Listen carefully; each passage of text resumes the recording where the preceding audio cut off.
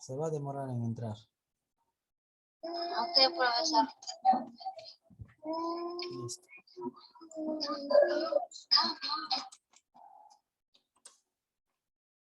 Uy, ¿qué pasó?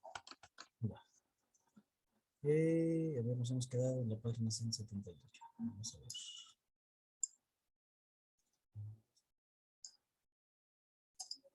Página 178. Listo, entonces yo empiezo. Después va a seguir Amanda y después Danilo. ¿Listo? ¿Sí? ¿Sí? ¿Me escuchan o no? Sí, profesor. Ya. Como siempre, les hago recordar, tener presente los signos puntuativos. Profesor, se supone que es usted, Amanda y yo. Sí, sí.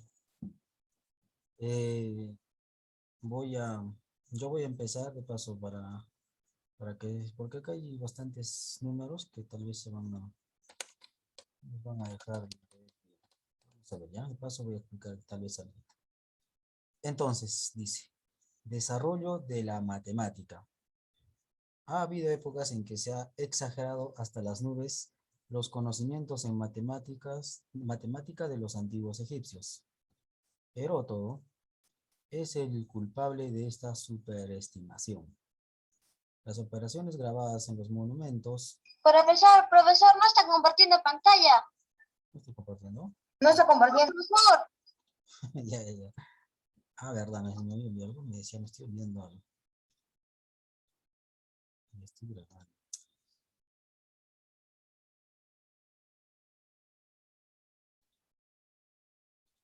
Ah, ya. No, sí está grabando bien, solo que a ustedes no les he compartido.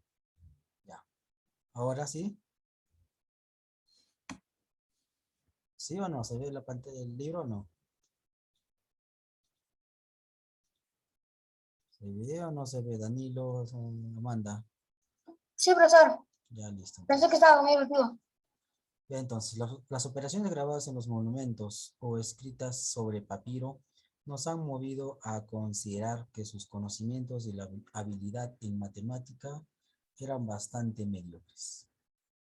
En matemática, los antiguos egipcios no llegaron mucho más allá de contar con los dedos, pues no conocían más que la adición y la sustracción. Lo sabemos por un papiro de la época de los Ixos, especie de manual de aritmética y geometría. Para calcular cuántos eran 9 veces 7, se producía más o menos así. 7 por 1, 7. 7 por 2, 14. Pero para multiplicar, por ejemplo, el 4 por 7, tenían que primero multiplicar el 2 por el 2 y con el resultado del 2 por 4, que es 14. Es decir, 2 por 14 y 28. Igual de la misma forma hacían el 8 por 7. Y así, para ir a los demás números. Luego añadían la primera y la última cifra de la primera fila vertical cuando tenían necesidad de obtener 9 por 9 más 1 igual, 1 más 8 igual 9. Después añadían el primero y el último número de la última fila vertical.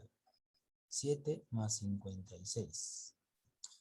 La misma tabla se utilizaba para una división por 7. Por ejemplo, cuando el egipcio quería saber cuántas veces podía dividirse 77 por 7, buscaba en la vertical de la derecha de 3 números que juntos formaban 77. Es decir, 7, 14 y 56. En la vertical izquierda encontraban los números correspondientes. 1, 2 y 8. Y sumando las tres cifras obtenían el número deseado. Todo un enrollo, si se dan cuenta. Esta complicada manera de calcular nos demuestra que los egipcios no sabían operar los números abstractos. con conceptos, sino que pensaban siempre en un objeto concreto al efectuar el cálculo. Las operaciones matemáticas nos recuerdan la manera como un capataz que desconociera la matemática distribuiría la ración de un pan entre sus obreros. Pondría estos en fila y les daría a cada uno un pan. Después volvería a empezar con el primer obrero y así hasta que agotara la provisión. Si al llegar el último reparto algunos se quedaran sin pan, el capataz solo podía hacer una cosa: recoger todos los panes y dividirlos hasta que cada uno recibiera una cantidad igual. A malos en matemáticas. El escriba, conocedor de la aritmética, calculaba antes sobre el papel la cantidad de pan a distribuir a cada obrero. El cálculo se llevaba tiempo, ya que no trabajaba como nosotros en los conceptos de los números, sino con las imágenes del pan. Ello no significa que los iletrados no se impresionaran con el talento del escriba. El hombre que podía calcular la ración diaria de cada trabajador sin necesidad de repartir el pan con sus manos, ni abandonar ni siquiera el escritorio. A pesar de la complejidad de sus métodos, los egipcios adquirieron unos conocimientos bastante extensos en aritmética y calculaban incluso las fracciones. En geometría no llegaron más allá de las figuras rectangulares. Al calcular el área de los triángulos y cuadriláteros no rectangulares, se equivocaban, pues confundían la altura con uno de sus lados. Pero en la práctica, las pirámides de Gizeh en las afueras de El Cairo son un testimonio a favor de su geometría. Muy bien, ahora sí, sigue Amanda.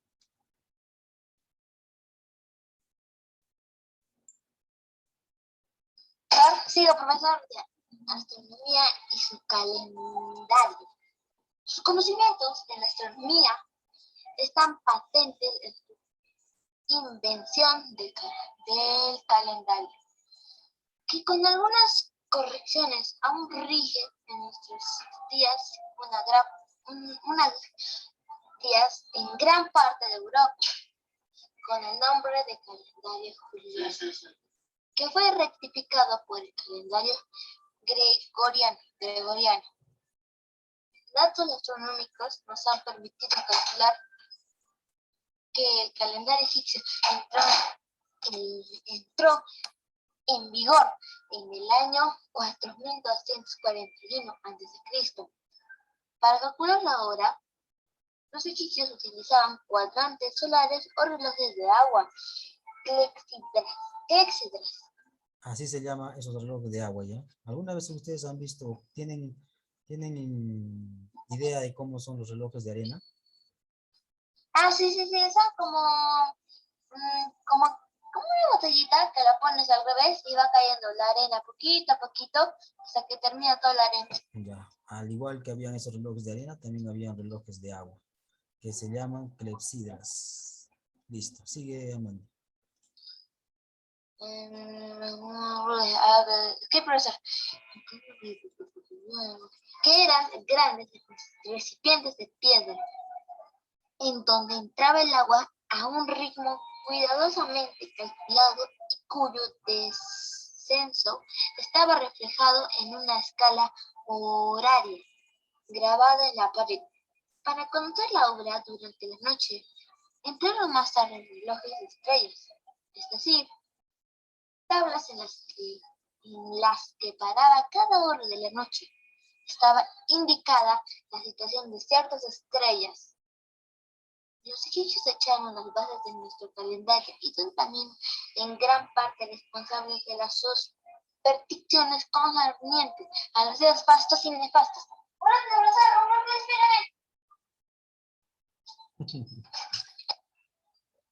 Datos que todavía subsisten en el calendario. Días había en que debía abstenerse de cantar y tocar instrumentos, otros en que estaba vedado lavarse, A veces no se podía comer pescado, otras no se podía abandonar la casa y otras no se podía hacer nada en absoluto. El pueblo del Nilo debió vivir en un temor constante por las desgracias de los días nefastos podían acarrear. Con todo, la creencia en los días nefastos tenía un lado bastante agradable. Los egipcios no realizaban trabajo alguno durante por lo menos una quinta parte del año. El calendario egipcio se basaba en el establecimiento de meses lunares distribuidos en las tres estaciones del clima egipcio. La época de la inundación, Said, de los mediados de junio a mediados de octubre. La época Profesor, estoy es... aquí. Ya, sigue. Ya, la época de la siembra Proit, de octubre a febrero. Y la de la recolección Shomit, de febrero a octubre. Según Meyer, dicho calendario fue fijado definitivamente en tiempos muy remotos, en la época predinástica,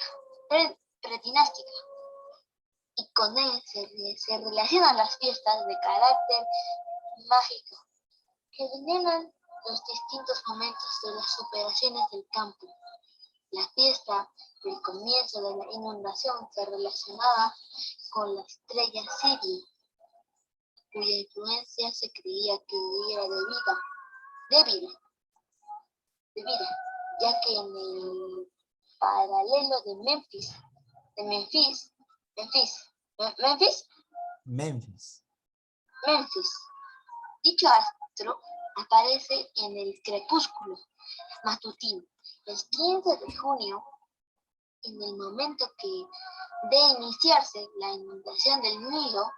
Así, la base de todo el cálculo del tiempo en Egipto era precisamente la previsión de la fecha en que se realizaba dicha coincidencia, y con ella resultaba el cómputo del año solar, que en el Egipto antiguo se dividía en 12 meses de 30 días, añadiendo al total 5 días suplementarios y quedando así organizado el año civil. Ya, un momentito, antes que sigas, ¿ya? Entonces, miren, en ese entonces su visión de los egipcios era pues de acuerdo al Nilo. A veces en tiempos de lluvia el Nilo crecía y podía irrigarse en las partes de las orillas del río y poder sembrar, irrigar sus campos. Ya pasaba un tiempo, sembraban. Por eso tenían tres partes: las inundaciones, la siembra y la recolección.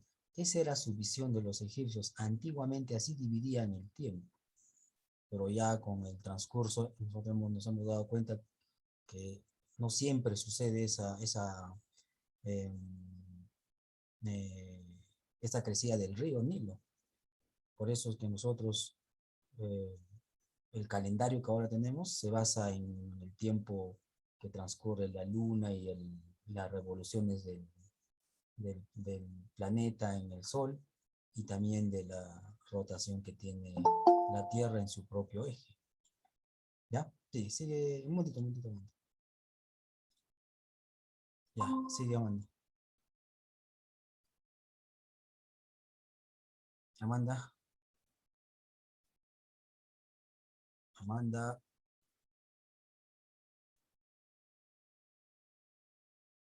¿me escuchan? Profesor, profesor, ya vine. Ya, Amanda, sigue. El profesor, cada mes se dividía en 3 décadas. Cada una de las 36 décadas del año se hallaba consagrada a una divinidad sideral llamada Decán, que a veces aparece representada en las escenas astronómicas conservadas en los gráficos de los templos. El día constaba de 24 horas, como en la actualidad. Detalle curioso, cada mes, cada día e incluso cada hora tenía un nombre particular. Así. Los arqueólogos modernos han observado que constando el verdadero año solar de 365 días y 6 horas, con el tiempo debía forzosamente alejarse del comienzo del año solar del... ¡No te preocupes! ¡Esa confianza! Del año solar, del de él, civil, dejando de coincidir las fiestas religiosas con los fenómenos naturales por base, solo después de un largo periodo. 1461 años. Vuelve a coincidir el comienzo de ambos años, civil y solar. Ahora bien, supuesto que únicamente en el momento de coincidencia, por ejemplo, en 781 a.C., pudo ser establecido el calendario de un modo fijo, dado que antes de esta fecha el calendario ya era usado. Meyer dedujo que la época de fijación del mismo debido a la indicación que está en una cultura muy adelantada en aquel entonces, debido a ser 1461 años antes, es decir, en 4241 años, diré 4241 antes de Cristo, lo que indicaría la existencia de una cultura muy adelantada en aquel entonces. La hipótesis de Meyer ha sido muy discutida. Muy bien. Ya que Sigue Danilo. Profesor. Ciencias aplicadas y economía. La práctica de la medicina. En un principio, los egipcios creían que toda enfermedad era debida a un espíritu maléfico que había penetrado en el cuerpo del enfermo y que el tratamiento médico solo podía o anular los síntomas. El enfermo no curaba totalmente hasta que el demonio hubiera abandonado el cuerpo. Por eso se empleaba el exorcismo. Un sacerdote ponía las manos en el enfermo y exhortaba al mal espíritu.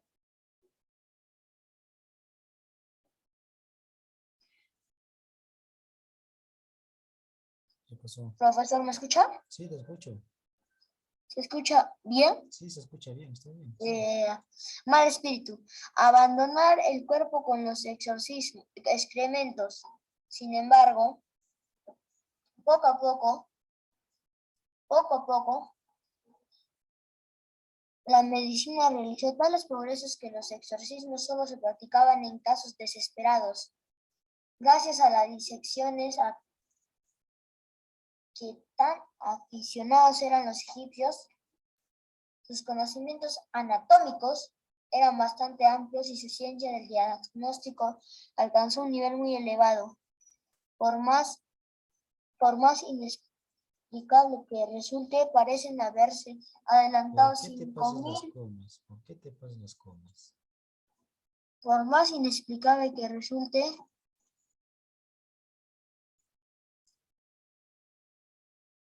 parecen haberse adelantado 5.000 años a Harvey en el descubrimiento del sistema circulatorio. En el papiro Ebers.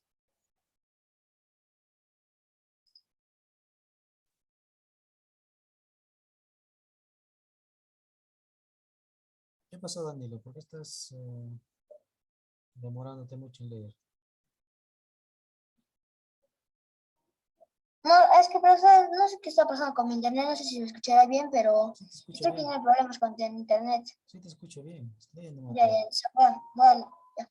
En el papiro Evers, el más importante manual de medicina del Antiguo Egipto, se lee que cuando el médico pone el dedo sobre una parte del cuerpo, toca el corazón, pues este penetra todos los miembros gracias a las arterias. La teoría de las arterias desempeñaba un papel muy importante manual de medicina del Antiguo Egipto. Se lee que cuando el médico haya un papel muy importante en la medicina de los egipcios. Entre ellos, la mayor parte de las enfermedades tenían su origen en los vasos sanguíneos. Si el riesgo disminuye, se inflaman. Habían observado también que la fiebre aceleraba las pulsaciones. Por otra parte, mantenían opiniones imaginativas. Por ejemplo, creían que la facultad de pensar tenía su asiento en el corazón y se alimentaba en el cuerpo. El historiador el egipcio más antiguo, el sumo sacerdote Manetón, cuenta que un hijo del segundo rey de la primera dinastía ya era médico y autor de varios tratados de medicina. Papiros posteriores atestiguan que ciertos remedios datan de las dinastías primera y segunda, dinastías primera y segunda, y de la época de los grandes constructores de pirámides. Es posible que sea cierto, pero no debemos olvidar que los sacerdotes tenían tendencia a presentar los remedios como muy antiguos, para que fueran más estimados. Heródoto nos asegura que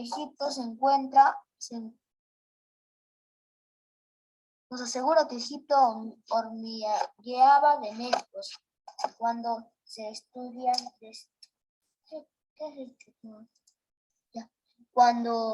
cuando se estudian de cerca los textos. Mira, profesor, es que mi perro me está molestando. Ya. Cuando se estudian de cerca los textos de medicina griegos, se encuentran asombrosas semejanzas con los egipcios, lo cual nos indica que la medicina griega, incluido Hipócrates, padre de la medicina, es en gran parte originaria de Egipto. Originaria de Egipto. También sabemos que el rey persa Ciro, cuya madre estaba enferma, hizo que la llevaran de Egipto a un oftalmólogo famoso. A pesar de los médicos griegos que trabajaban en la corte persa. Una curiosa farmacología. La mayor parte de los pócimas se componían de plantas y acreditan excelentes conocimientos en botánica, pero muchos medicamentos incluían ingredientes que sublevan el ánimo, dientes de cerdo finamente molidos, carne y grasa podridas, secreciones de oreja de cerdo y otras sustancias parecidas a sí mismo. Atribuían ¿Por qué has juntado estos dos? Si acá hay un punto. Todo esto es junto. Todo esto es una oración. Todo esto. Parecidas. Asimismo, atribuían propiedades terapéuticas a los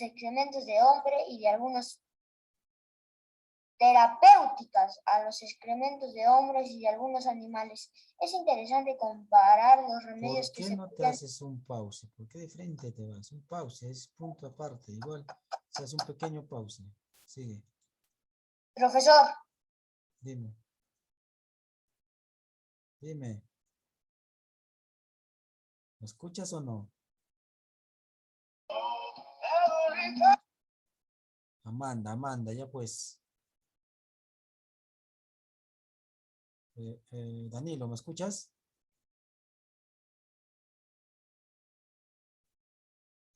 Danilo. Sí, Gerardo. Ya, profesor, interesadamente, es interesadamente comparar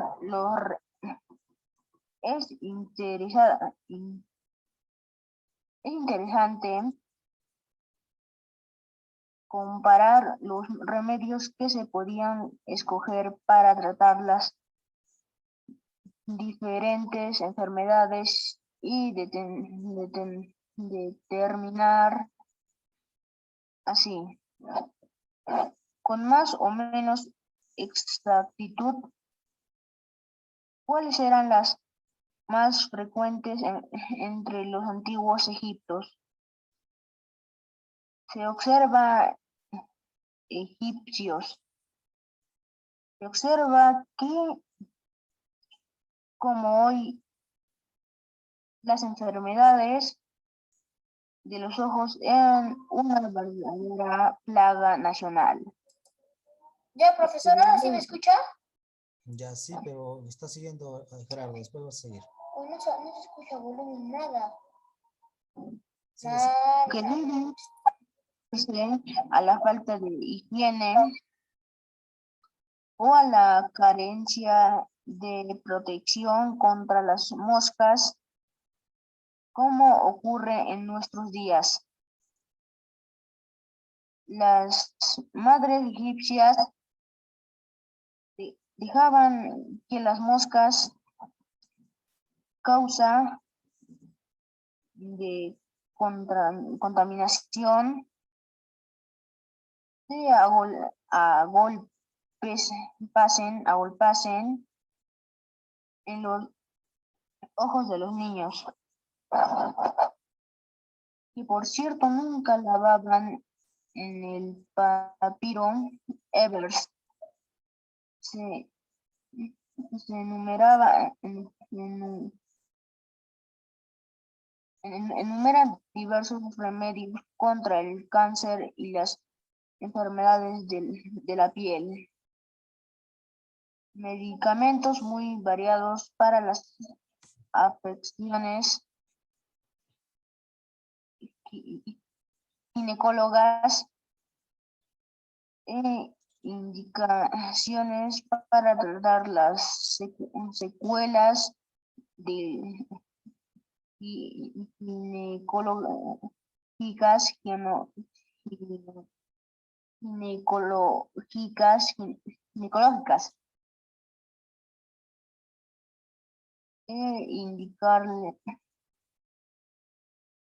indicaciones para tratar las secuelas del aborto.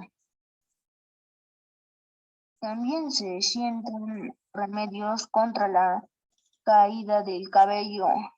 Citan remedios contra la caída del pelo y la calvicie. ¿Dónde dice pelo ahí? Cabello y la calvicie. Y para impedir el encanecimiento, incluso de las pestañas y las cejas, se dan recetas para alisar el pelo rizado, cambiar el color de la piel, y también eran tratados con el antiguo Egipto,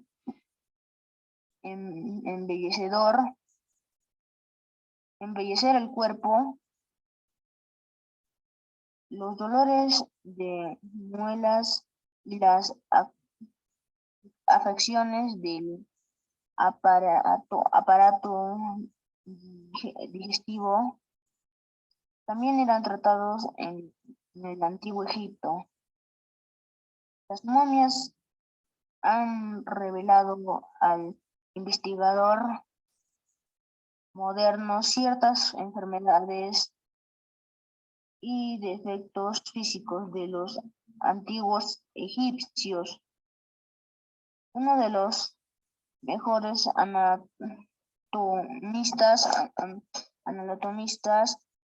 anatomistas ingleses ha quedado maravillado al tratar con una saludable solución de la cierta sal mezclada.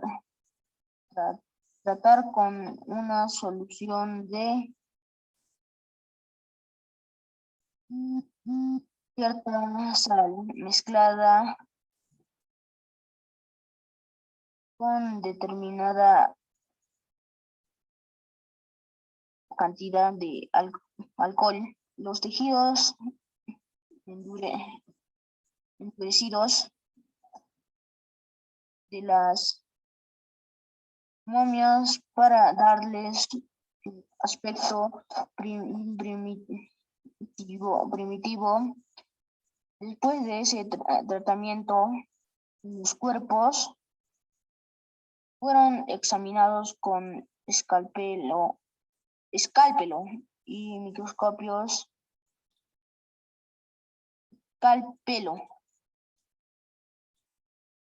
escalpelo y microscopio, y se observó que en general los egipcios ya sufrían hace 4000 años las mismas enfermedades que nosotros. Las afecciones cardíacas eran frecuentes. Un faraón, al menos, murió de una de ellas. El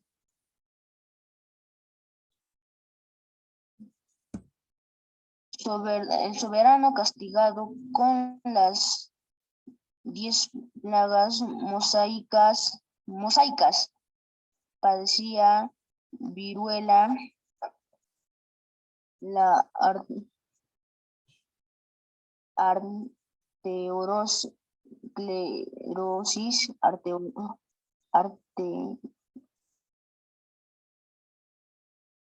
Arteriosclerosis.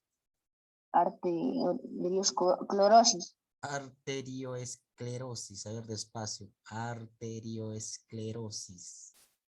arteriosclerosis, Esclerosis.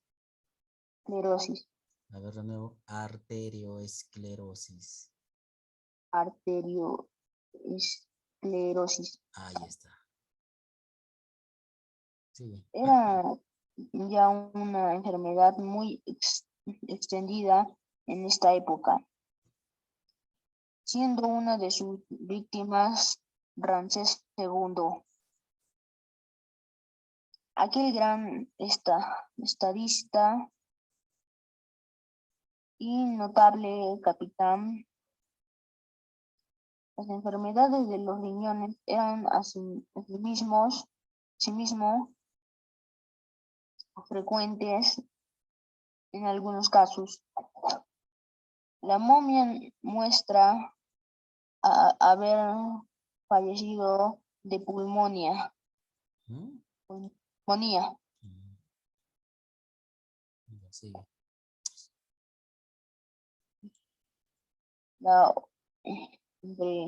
Entre las ricas colecciones egiptólogas de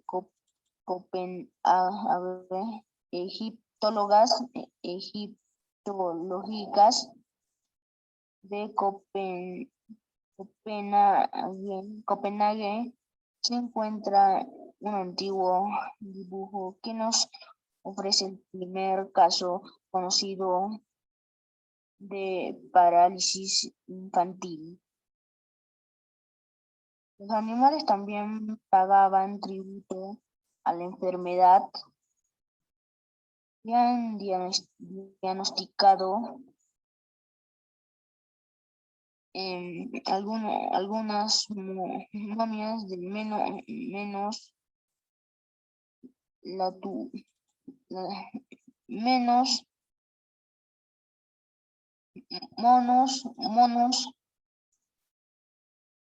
la tuberculosis, el, el reumatismo y los tumores.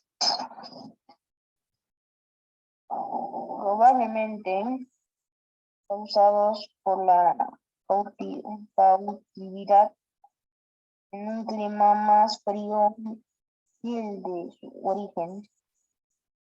La vida de los pobres animales sagrados era todavía peor,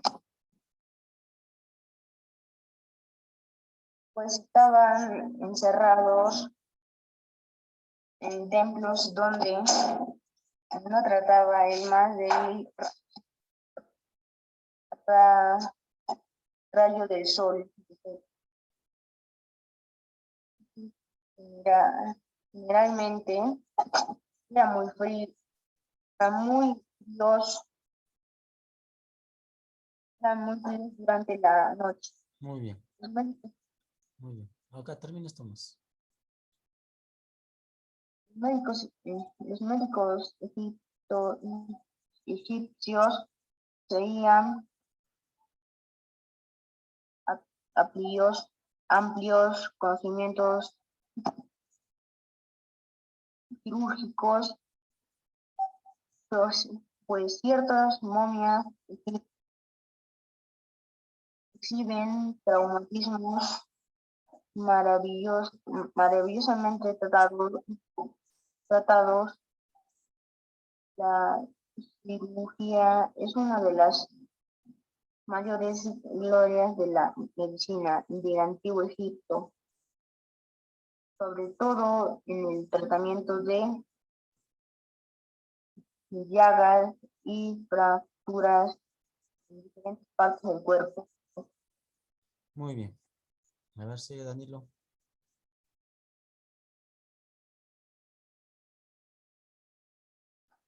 Ya, profesor. Agricultura, caza y pesca. Los egipcios antiguos cultivaban la tierra poco más o menos igual que los campesinos de hoy. Cuando las aguas del Nilo se retiraban de los campos, se removía el suelo con un asadón o un arado primitivo, tirado por los bueyes. Este sencillo instrumental era suficiente, pues el suelo era fácil de trabajar. Cultivaban, sobre todo, cebada, trigo y mijo. Después de la sementera, el campesino no tenía más que dejar que las ovejas y cerdos pisoteasen el campo y esperar la siega. Entonces, se valían otra vez de los cerdos, pero ahora para servir de máquina trilladora, para trillar. El trigo también se utilizan asnos, se utilizaban asnos y bueyes. Al son de un monótono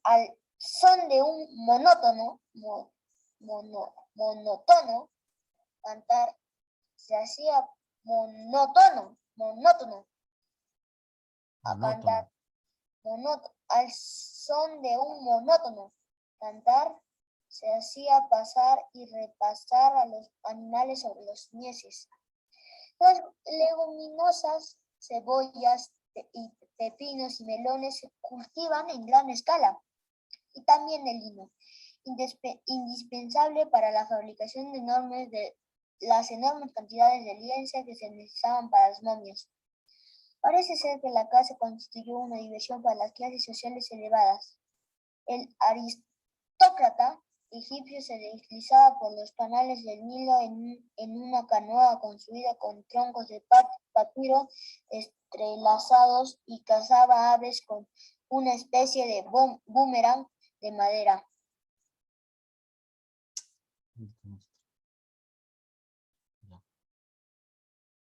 troncos de papiro. Varias de sus armas arrojadizas han llegado hasta nosotros.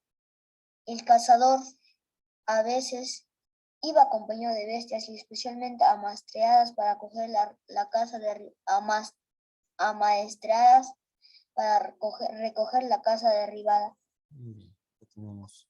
Profesor, entonces cogía con un boomerang. Claro, eso es más o menos. ¿Era posible eso? Tenían que tener la precisión de Dios. Tanta práctica, pues eso hacían pues, también. No habían fuego. Pues. Acá tenemos una gráfica. Después de la caza, las aves se desplumaban y colgaban a una barra. Ahí está. Ya, Sigue. ya. De ordinario, para atrapar aves se empleaban redes que extendían en los canales, de forma que al tirar de los dos extremos se cerraban bruscamente y aprisionaban la caza. Las víctimas de esta caza con lazo eran, sobre todo, patos salvajes que, convenientemente asados, constituían el plano predilecto de los egipcios. Los que no se comían inmediatamente eran encerrados en gallineros y se les cebaba para otros banquetes. También se les conservaba sacrificados y salados. En aquel tiempo, el Nilo estaba lleno de hipopótamos que se cazaban con arpón. Las montañas vecinas y el desierto abundaban en cabras monteses, gacelas, antílopes y demás caza mayor. Animales que en nuestros días han emigrado al Sudán. Se los cazaba con flechas y algunas veces con lazo. Para poderlos engordar antes de consumirlos, en tiempos más antiguos se cazaban también el león y la jirafa. Ramsés II poseía un león domesticado que le seguía en sus empresas bélicas y que de noche se acostaba a sus pies. El pescado constituía parte importante de la alimentación de los egipcios, sobre todo entre los pobres. Era, no obstante, considerado como un animal más o menos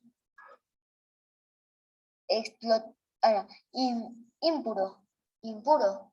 A los sacerdotes les estaba prohibido comerlo. Explotación minera. Durante mucho tiempo, el cobre fue el metal más importante.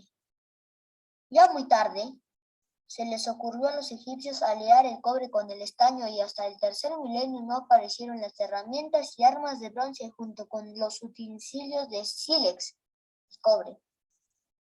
Desde muy antiguo, los egipcios explotaron minas de cobre en la parte occidental de la península del Sinai, pero se ignora de dónde sacaban el estaño.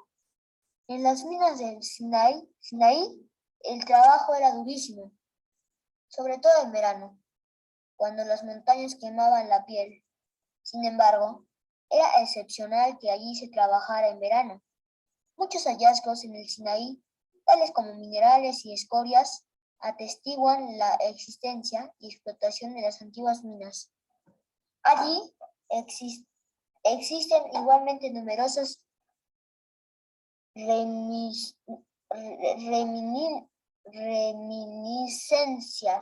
reminiscencias del trabajo realizado para extraer turquesas y malaquitas, cuya demanda era muy grande sobre las rocas. En los alrededores de las minas se han encontrado centenares de inscripciones y relieves egipcios que datan de los periodos más antiguos.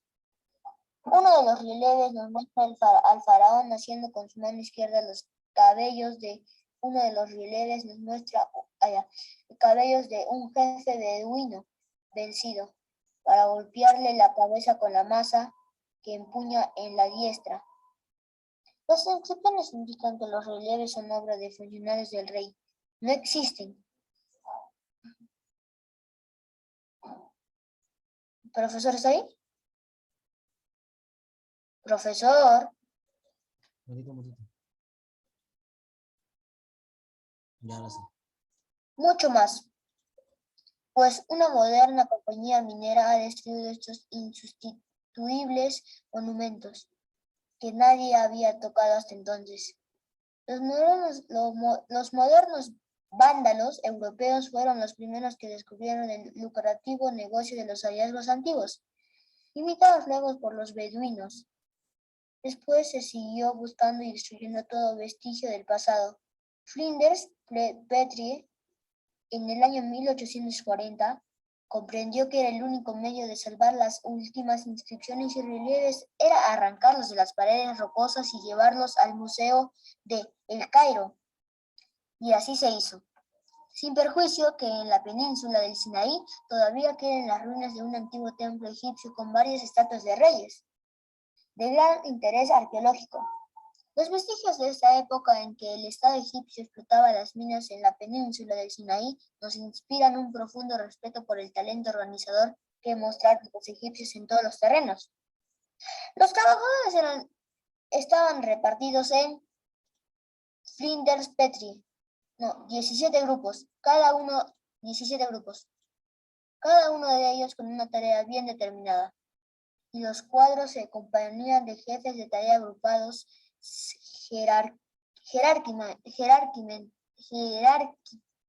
jerárquicamente en 11 categorías.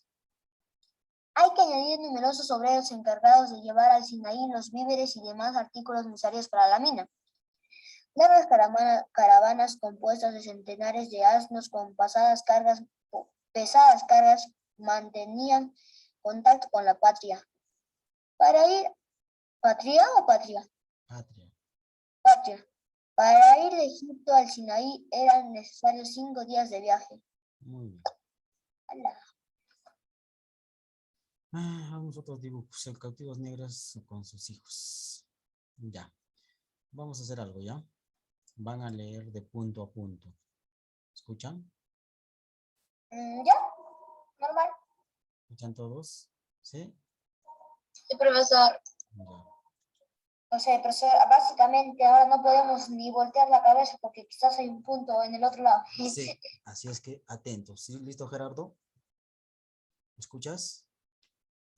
Sí, profesor. Ya, entonces de punto a punto. No van a decir te toca nada.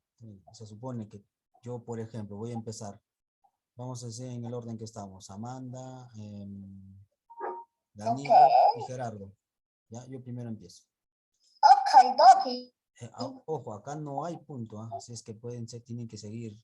Vale, ¿Dónde? ¿En esos dos puntitos? acá. Todo tiene que ser Ah, ya. punto. Claro. Profesor, y en esos dos puntitos que aparecen, ese es un punto, a ver, ahí a materiales precisos, acá abajito, afino polvo, el cuarzo aurífero, ahí aparece dos puntitos, punto coma. Punto y Profesor, coma. Sí, profesor, en cada punto que siempre aparezca, nos vamos a quedar ahí y otra vez seguir. sí, tiene que ser punto. Ojo, no estoy diciendo puntos, no estoy diciendo 2 puntos y tampoco coma, tiene que ser punto. Si hay, Solo un punto, o sea, si un hay, punto y ya que continúe el otro. claro, y si hay un signo de admiración o interrogativo, también vale como un punto. ¿Ya? ¿Sí? Sí. Empiezo. Y esos, entre comillas, esos, No, del oro. comillas no, pero acaso es punto, no es punto, acá es punto. Tiene que ser punto, Pero como decía que sí, no sabes así. tiene que ser punto necesariamente. Bien. Los egipcios extraían oro de las montañas situadas entre el Nilo y el Mar Rojo. La última fiebre del oro en esta región ocurrió a comienzos de nuestro siglo. Varias compañías inglesas invirtieron centenares de miles, quizás millones, de libras esterlinas para buscar oro en aquel lugar, pero la empresa no recuperó más que una parte de la suma gastada.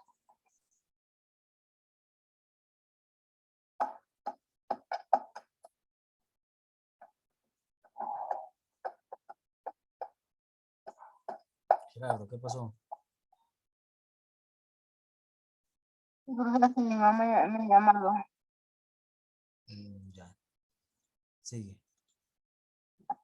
Los antiguos egipcios trabajaron bien en sitios donde Los antiguos egipcios. De acá tienes que empezar. en cambio, los antiguos egipcios trabajaron bien en sitios donde la presencia del oro era paciente. Metales preciosos y materia. Gerardo. Patente. Ya. Yo voy a seguir. ¿Eh? Yo me voy a incluir en esta lectura que estamos viendo de punto a punto. Metales preciosos y metales de canteras. Las minas más ricas se encontraban en terrenos nubianos. 17 días de ruta a través de un ardiente desierto. Hoy existen allí centenares de cabañas de piedra, provistas cada uno de un molino de granito, para reducir a fino polvo el cuarzo aurífero. Luego, este polvo se lava sobre ladrillos, colocados en pendientes para separar el oro del cuarzo. Estos ladrillos también se conservan. Wow.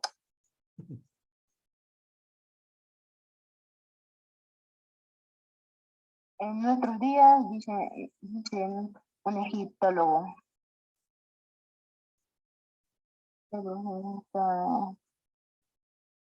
el lugar está en calma, abandonado.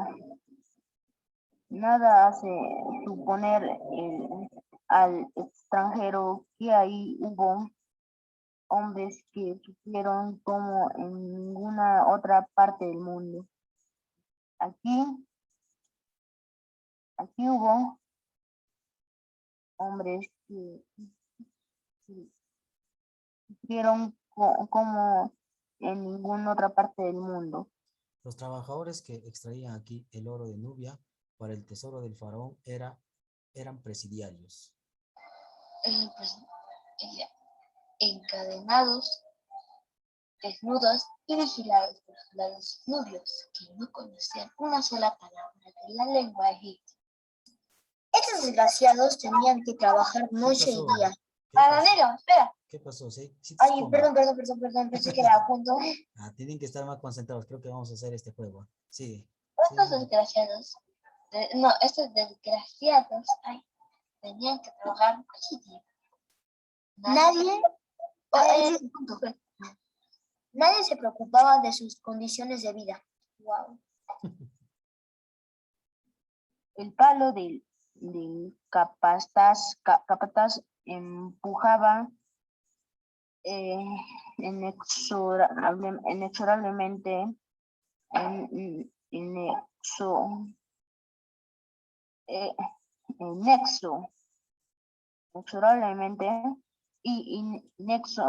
inexorablemente a los enfermos, a las mujeres y a los viejos a un trabajo de esclavos hasta que encontraban la muerte. Agotados por el esfuerzo o por el calor, La única esperanza que les quedaba era morir. Era morir.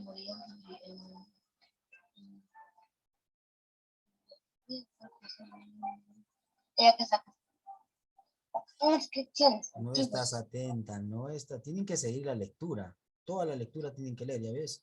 Ahora vamos a empezar así. Pero por eso dice morir. Ya sé, pero tú Automáticamente buscando toda la palabra en texto. Morir. apenas, mira, si tú hubieras seguido la lectura, no era necesario de que estés buscando en dónde me he quedado. Rápido ya seguir la lectura, ¿no es cierto? Ya, sigue. Inscripciones antiguas nos cuentan los esfuerzos inhumanos que exigía el viaje hacia las minas de Nubia. Sobre un monumento nubio de la época se lee que de las caravanas que se dirigían a las minas de oro, la mitad de los hombres parecían de sed en la ruta, lo mismo que los asnos que iban adelante. Es que mucho leído.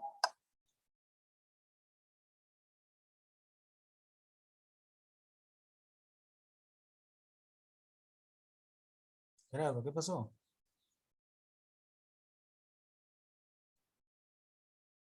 Gerardo. Profesor, disculpe, pero creo que es internet. Gerardo. Profesor, es desde la más remota antigüedad. Claro, si hay un punto acá. Ya hemos dicho, Ya, se cambia, hay un desde punto, la, se cambia el lector. Sigue. desde la más remota antigüedad, los egipcios apreciaban más la plata que el oro. Ello se explica por qué nunca se encontró plata en el suelo egipcio. Más tarde, cuando las relaciones comerciales con otros países fueron más frecuentes, la plata perdió su valor y el oro ocupó el primer puesto. Los egipcios adquirieron gran habilidad para trabajar el oro y la plata.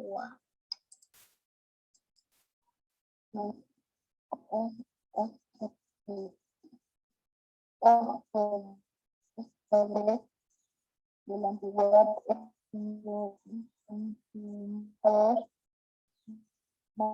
en el arte de cortar finas placas de oro, fragmentos de piedras preciosas. La hermosa piedra blanca con que los egipcios revestían las pirámides y las mastabas era extraída de las montañas de los alrededores del Saqqara, región que proporcionaba también el alabastro. El valle está cerrado por el valle está cerrado por un enorme muro de piedra. Probablemente una presa destinada a recoger las aguas de lluvia durante los meses de invierno. Las canteras de grés eran muy activas, sobre todo las de Silsile, a 140 kilómetros al sur de Tebas, en donde se recogían los materiales destinados a los templos de Karnak, Luxor y otros lugares. Sabe que las canteras daban trabajo a unos 3.000 hombres cuando se construyó el gran templo de Ramsés en Karnak. Seti I cuenta orgullosamente en una inscripción que trataba a sus obreros con mucha humanidad y les daba raciones de pan, carne de buey, carne asada, pescado y cantidad ilimitada de legumbres.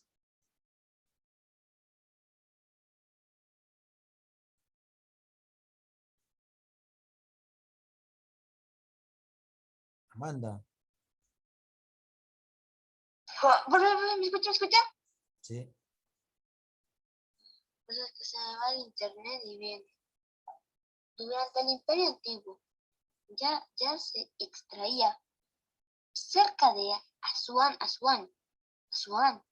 el granito para las pirámides, los sarcófagos y las mastabas. La piedra de Asuán se encuentra en casi todas las ruinas de Egipto. Hoy se puede ver de qué forma se separaban los enormes bloques de piedra. Primeramente hacía unos agujeros en la roca a distancias regulares. Luego metían allí una cuña de madera. Se echaba agua para que ésta se hinchara y la roca se desprendía por efecto de la presión. Acá tenemos la forma o cómo han dibujado, cómo más o menos han hecho sus construcciones. Dice, trasladado uno de los colosos de la cantera del templo. La gigantesca estatua está colocado sobre Profesor, ¿eso no le tocaba ya en la manda? No, solo estoy explicando. No te Ay, preocupes. Un trineo del que tira 171 hombres. Acá está todo lo que... Así lo registraban ellos, ¿no? ¿Dónde está? Hombres mediante 4 cables. Sobre la rodilla del coloso, el capataz da órdenes gritando y golpeando. Un tambor, acá está. En los pies de la figura, un hombre echa agua en el camino para evitar que el trineo se encendiese por frotamiento. Bajo la estatua, hombres que llevan el agua potable para los obreros y otros que transportan vigas, seguidos por unos vigilantes armados de garrotes. Encima, hombres llevando ramo de palmera rinden homenaje a su señor. La cantidad de ese individuo aquí representa solo una parte insignificante de la totalidad, pues se cree que para un transporte semejante de la época de Ramsés II se emplearon unos 80.000 obreros para que trabajen todo ello. Muy bien, chicos. Hasta ahí terminamos Egipto. Ahora vamos a la siguiente clase. Empezamos a leer Mesopotamia, que significa... Es otra lectura, ya acabó. Si ¿Ya ya, acabó la anterior? si ya acabamos el de Egipto, ahora entramos a Mesopotamia.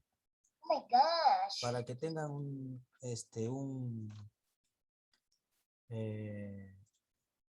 una ubicación geográfica, les voy a dar ya.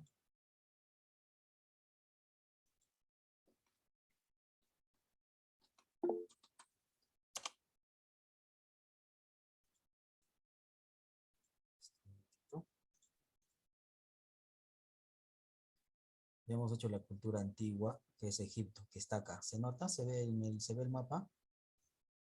Sí, profesora. Ya. Miren. Acá nosotros nos ubicamos. Acá estamos nosotros. Exactamente estamos acá. Por acá. ¿Dónde? Acá. Acá estamos. De ahí, Egipto queda acá. Acá está Europa, acá está Egipto. Ya terminamos la cultura egipcia. Cuando hemos narrado sobre el origen del hombre, más o menos es todo este continente donde ha nacido el África, donde ha nacido la civilización, el hombre en realidad, pues, ¿no? Los humanoides. Ahora llegamos acá a Egipto y por último entraremos, o en la que vamos a entrar es todo este sector, Mesopotamia. Por acá hay unos ríos. En la antigüedad se llamaban el río Éufrates, justamente está acá, el Tigris y el Éufrates. Lo que significa Mesopotamia justamente significa eso, país entre ríos. Profesor, ¿Sí? ¿en qué página estamos? ¿Cómo? ¿En qué página del cuaderno estamos? 186. 186. Bueno, chicos, nos quedamos ahí. ¿Quieren alguna pregunta? Tal vez. No, profesor. No, profesor. Ah, ya, otra cosita más. Se pensaba antes, se creía que Mesopotamia, o el país entre ríos, o ese lugar donde que vamos a leer, era el paraíso. Pero no es cierto. Muy bien. El infierno, ¿te imaginas? Sería todo lo contrario. El paraíso solamente es una imaginación nada más. Muy bien, chicos. Ya que no hay preguntas, entonces hasta mañana. Y nos quedamos acá. Nueva lectura, Mesopotamia. Profesor, compañeros. Chao, cuídense. Hasta mañana. El profesor dice, Chao, Daniela, chao. Daniela, ¿quieres entrar a una reunión de Meet? Ya te envié el link. Y ya vi uno, ya para que hablemos.